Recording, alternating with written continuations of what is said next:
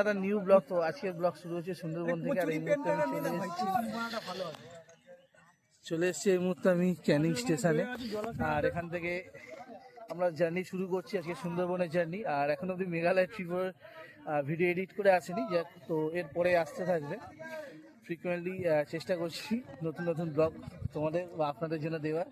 আর আজকে এক্সাইটমেন্ট প্রচুর, কারণ হচ্ছে আমাদের অ্যাডভেঞ্চার কম্পাসের আজকে ফার্স্ট ট্যুর।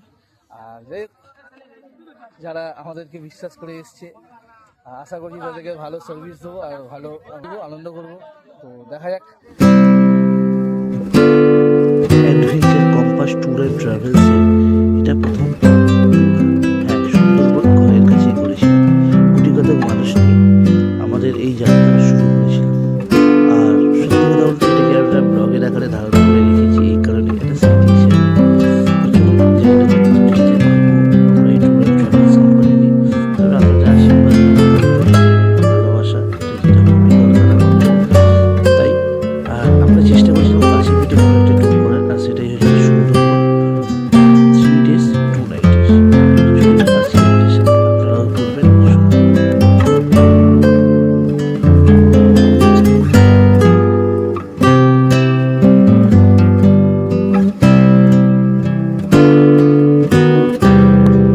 সোনাখালী থেকে লঞ্চ ছাড়ার সাথে সাথে আমাদের হাতে চলে এসেছিল ওয়েলকাম ড্রিঙ্কস আর আমুদি মাছ ভাজা। তো সেটাই খেতে খেতে আমরা চললাম আমাদের প্রথম গন্তব্য।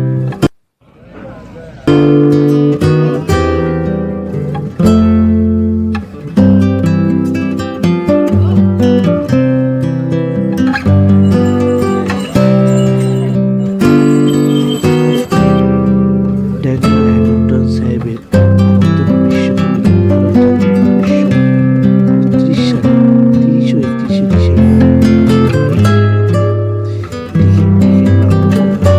সুন্দরবন ঘুরলে এটি একটি সময়।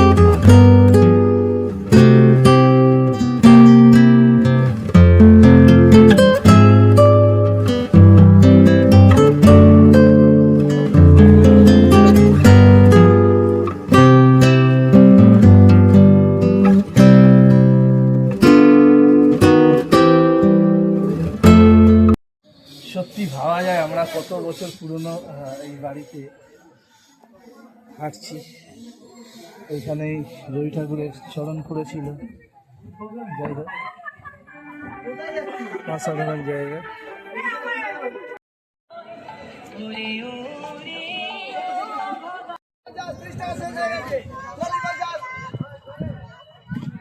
এই মুহূর্তে আমরা এসে পৌঁছেছি হ্যামিল্টন বাংলোতে।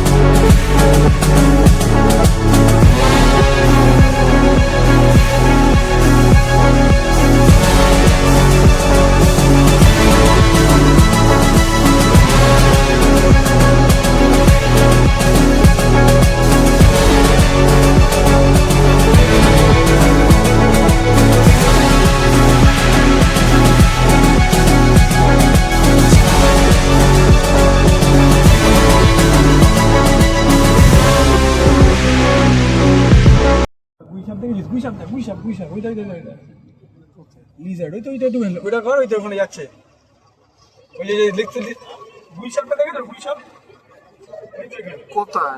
ওইখানে গুইসাপ। পরবর্তী গন্তব্য সজনেখালি টাইগার রিজার্ভে। আর এখানে আমরা দেখি কোনো কিছু দেখা পাই কি না। তো চলুন ভেতরে যাওয়া যাক।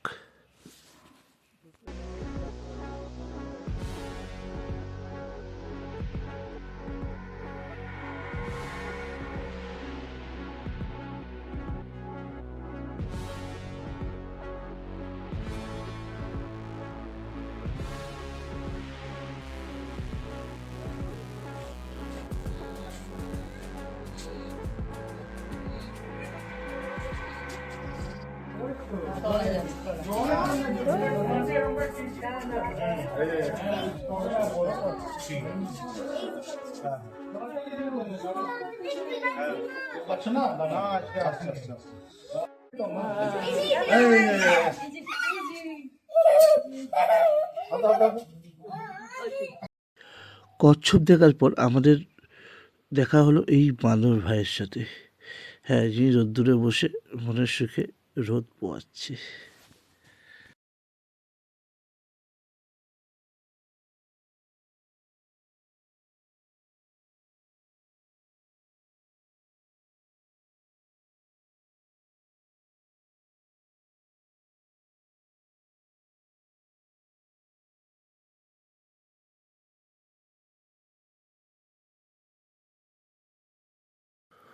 সুন্দরবনে মিষ্টি জলের প্রচণ্ড অভাব, তো তারই কিছু কিছু জায়গায় করে, আর সেই জায়গাগুলোতে ওয়াচ টাওয়ার করা রয়েছে, যেখানে পর্যটকদের খুবই চান্স থাকে যে বন্যপ্রাণী বা জীবজন্তু দেখার। তো সেরকম একটা ওয়াচ টাওয়ার, সজনেখালি ওয়াচ টাওয়ারে দাঁড়িয়ে আমরা দেখলাম এই সবুজ ম্যানগ্রোভ জঙ্গলকে। না, সেখানে তার দেখা এখন অবধি আমরা পাইনি।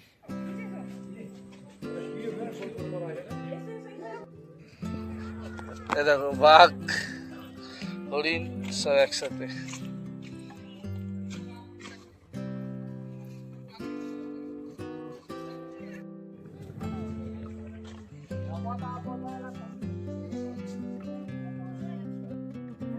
এখন ঘুরে যাচ্ছি, ভালোই লাগছে, বাট ওয়েদার কিছুটা গরম, ঠিকঠাকই আছে। শেষ হলে বুঝতে পারবো আমরা কতটা মজা করতে পেরেছি। আজকের মতো ঘোরাঘুরি এই পর্যন্তই। বাকিটা আবার কালকে। হ্যাঁ, কালকে অত্যাধিক সকালে উঠে বেরোতে হবে, তার কারণ হচ্ছে কালকে হচ্ছে মেন জঙ্গল সাফারি।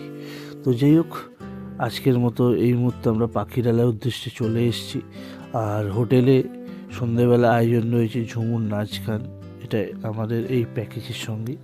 তো যাই হোক, বনদেবী মন্দির দর্শন করে আমরা চললাম হোটেলের উদ্দেশ্যে। কারোর বয়স্ক মা বাবা ভেসে গেছে, কারোর কোলের সন্তান ভেসে গেছে। এত কষ্ট পাওয়া সত্ত্বেও কিন্তু আমরা সুন্দরবন ছেড়ে অন্যত্র কোথাও যাই না, কারণ আমরা সুন্দরবনের মানুষ। আমরা সুন্দরবনকে মনে প্রাণে খুবই ভালোবাসি। আমরা যে গ্রামটাতে বাস করি নাম হলো বিধবা পল্লী। এই নামকরণ কেন হলো? বাড়ির পুরুষ মানুষ যারা নদীতে বা জঙ্গলে কাজ করতে যেত, কেউ ফিরে আসতো বা কেউ আসতো না। না আসতে আসতে পাড়ার মহিলাগুলো বেশিরভাগই বিধবা হয়ে গেল। এতটাই বিধবা হয়ে গেল, পাড়ার নামকরণই করতে হলো বিধবা পল্লী। তবে আমরা বিধবা পল্লীর মানুষ হওয়া সত্ত্বেও আমরা কিন্তু আর নদীতেও যাই না, জঙ্গলেও যাই না। আপনাদের মতো মানুষ যখন আসে, দাদা ভাইরা খবর দেয়, আমরা বুকে অনেক আশা নিয়ে ছুটে আসি। কেন জানেন? আমাদের ঘরে ছোট ছোট ছেলে মেয়েরা আছে, মা বোনেরা আছে, তাদেরকে একটু ভালো রাখতে হবে, একটু ভালো খেতে দিতে হবে। তাই আপনারা গান বাজনা শুনুন, আনন্দ করুন। যদি মনে করেন সত্যি সুন্দরবনের মানুষগুলো অনেক কষ্টে আছে, অনেক লড়াই করে এরা বাঁচে, তাহলে আপনাদের আনন্দ দিয়ে কিঞ্চিত আনন্দ আমাদেরকে শেয়ার করে যাবেন, যাতে দুটো দিন অন্তত আমরা আমাদের বাড়ির মানুষগুলোকে নিয়ে একটু ভালো থাকতে পারি। সূর্যের আলোতে যেভাবে চাঁদ আলোকিত, চাঁদের আলোয় পৃথিবী, ঠিক তেমনি আপনাদের মধ্যে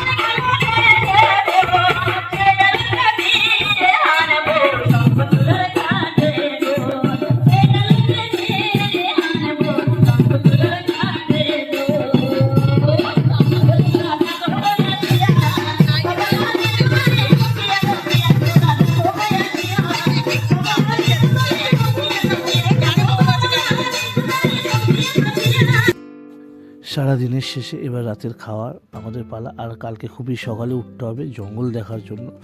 যাই হোক, রান্নাবান্না খাওয়া দাওয়া ব্যবস্থাপনা সত্যি খুবই ভালো ছিল। আমাদের পার্সোনালি প্রত্যেকটা মানুষেরই ভালো লেগেছে। আর একটা মজার ব্যাপার হচ্ছে কালকে কিন্তু প্রচণ্ড অ্যাডভেঞ্চার কিছু রয়েছে। ওকে, তো চলো আজকের মতো এখানেই। যারা চ্যানেলগুলো সাবস্ক্রাইব করনি তাদের চ্যানেল সাবস্ক্রাইব করে দাও। দেখা হচ্ছে কালকে। Tata, take care.